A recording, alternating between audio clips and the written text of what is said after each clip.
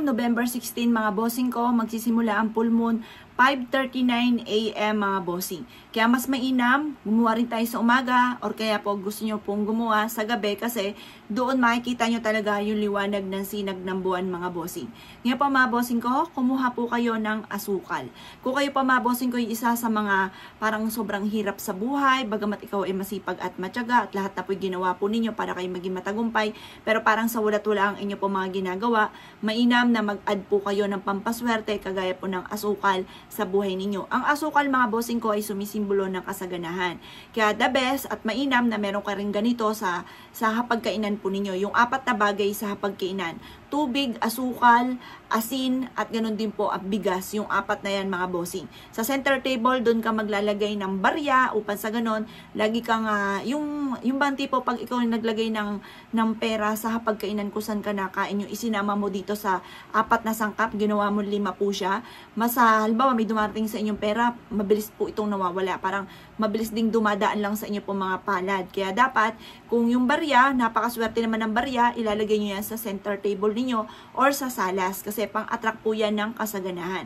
Ngayon pa mga bossing ko, ang gagawin nyo lamang po dito sa ating pong asukal, kumuha ka ng asukal at pagkatapos mga bossing ko ay magwi-wish ka, sabihin nyo po sa pamamagitan nito, kayo po ay makaka-attract na maraming pera, hindi ka na maubusan ng pera, makakabayad ka sa mga utang po ninyo, mas magiging magaan yung daloy ng swerte sa inyo lalo na sa pera, araw-araw ka na magkakaroon ng malaking benta, magiging masagana ang lahat ng miyembro ng pamilya.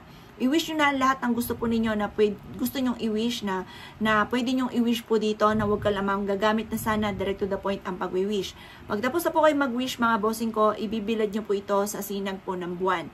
Pag sa umaga naman nyo siya ginawa ng alas 7 ng umaga, ibibilad nyo siya sa sinag ng araw mga bossing. Pagtapos ng overnight natin na pagbibilad, ito po mga bossing ko, huwag ka mag-alala, hindi yan lalanggamin. Ngayon pa mga bossing, kapag tapos nyo pong magbilad ng ganito, ilalagay nyo po ito sa hapagkainan kung saan ka nakain. Or kaya kung gusto nyo yung 4 na bagay, yun nga po yung bigas, asukal, asin, at saka tubig. Ayan, the best po yan. Bigas, asukal, asin, at tubig mga bossing.